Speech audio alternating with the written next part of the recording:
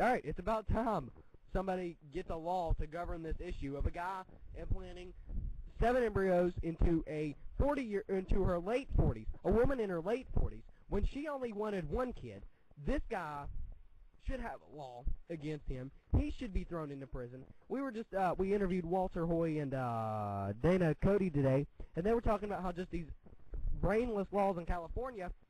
How about we get this brainless law in California and make it a law that actually matters, because they've got people who you can't go in front of an abortion clinic within 10 feet and talk to somebody, but you can sure go into a clinic there with a doctor who's going to implant more embryos than what you wanted, and he can get away with it fine.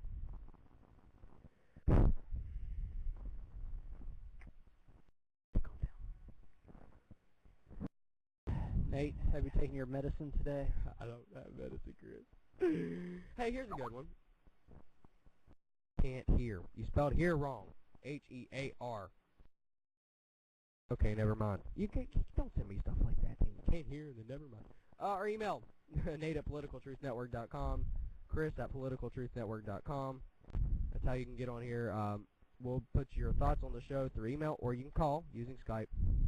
Our username is Political Truth. Feel free to call again anytime you want, and we'll get you on the air. North Dakota banned abortion. Well, we've only got about 10 minutes left. Well, 12 to be technical. Yeah. We'll just do the last 2 minutes, 2 or 3 minutes of commercials, Chris. How long's our recording set? Let's do a time check real quick. How long's our recording lasting here? We got about another 8 minutes. 8 minutes. But it's been shortening, so we probably really got about 5 or 6, 7 maybe. Alright, well, we'll finish this and maybe do another 2 or 3 minute segment. North Dakota House of Representatives have passed a bill effectively outlawing abortion. House voted 51-41 this afternoon to declare that fertilized egg has all the rights of any person. That means that a fetus could not be legally aborted without the procedure being considered murder. I like it. Minority Republican Dan Ruby has sponsored other bills banning abortion in previous legislative sessions, all of which failed. He supported today's bill and says it's compatible with Roe v. Wade, the Supreme Court decision which legalized abortion. Representative Dan Ruby said this is the exact language that is required by Roe v. Wade. It stipulated that before a challenge can be made, we have to identify when life begins, and that's what this does. Roe v. Wade, he continues, but Democrat Kari Conrad says the bill will land North Dakota in court trying to defend the constitutionality, law that goes against the Supreme Court decision that legalized abortion. Again, we talked about this earlier. Abortion has to be a state decision. You cannot have the federal government going either way, banning or approving. It doesn't work. The government will put holes in everything as a federal government, and something will go wrong either way. It has to be a state's choice. If California and Connecticut, the 2 of the most liberal states, and Illinois, if they want to approve of it and they want to legalize it, they can. That's their state's choice. If West Virginia, if North Dakota, if New Hampshire, if Texas wants to ban it, they have that right. Okay? That's how this should work. But no, instead we have a totalitarianistic government who wants to control everything, who wants their finger in every little thing that goes through Congress, who wants their finger in every little state thing. They want to be able to say you cannot use your cell phone in your car nationally, when that is clearly something that the state should decide. Well, now the cell phone thing, I mean, it's understandable. I've been almost in at least 3 different car wrecks where people talked on their cell phone. That makes me feel good. I'm riding with you later. Huh?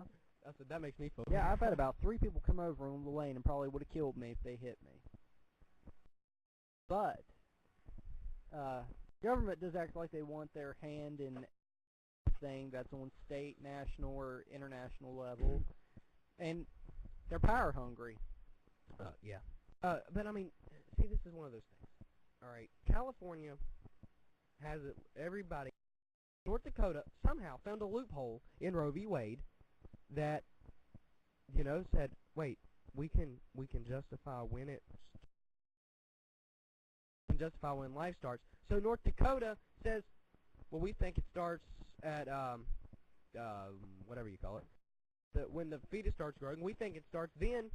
So we're going to say after that, before then, oh sure, do whatever you have. There's no before then. See, North Dakota found this loophole, and I think more states have to do this, and we have to do something to get the federal government. Always trying to define when life begins. They asked President Obama one time, when do you think life begins? He asked what the country defined it as, and it was